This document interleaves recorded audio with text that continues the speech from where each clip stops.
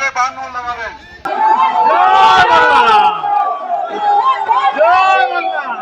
অনেক দল সেখানে অংশগ্রহণ করবে, যে যার মতো ভোট প্রচার করবে।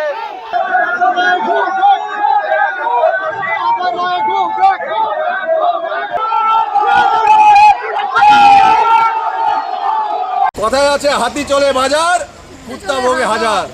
কুত্তা ভুগতে থাকবে, হাতি হাতের মতো চলতে থাকবে। এদের ভুগতে দিন, এদের শিয়াল পুকুরের মধ্যে চিল্লাতে দিন। আমার যতটা করছে আমার তত ভালো লাগছে, আনন্দ পাচ্ছি এদের এই জ্বালা যন্ত্রণা দেখে, যে এত যন্ত্রণা এদের মনের মধ্যে, এই যন্ত্রণা বাড়তে থাকবে, দেখতে থাকবে।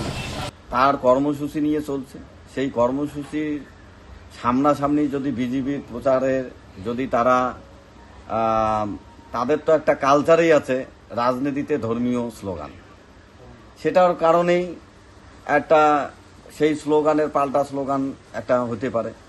আর পাশাপাশি তৃণমূলের এমন কোনো দিনাটা বিধানসভায় এমন কোনো দুর্দিন পড়ে নাই যে আমরা ভয় পেয়ে জয় বাংলা স্লোগান দিয়েছি, এটা না। এই স্লোগানটা তার তাৎপর্য কি সেটা ধীরে ধীরে কেন্দ্রীয় বিজেপির নেতারা বুঝতে পারছে, যার জন্যে জয় শ্রীরাম সারিয়ে জয় মা কালীতে চলে যাচ্ছে।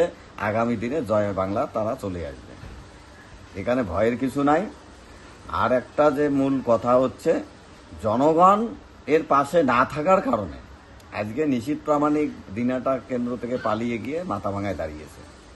এবার যে প্রার্থী হয়েছে তাকে চেনে না মানুষ, শহরে তাকে 2-4 জন চেনে জমির দালাল এবং মাফিয়া হিসেবে, আর এর কোনো পরিচয় নাই।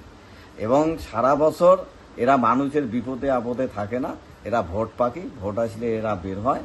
তার জন্য মানুষ উত্তেজিত হয়ে তাদের বিরুদ্ধে স্লোগান দিতেই পারে।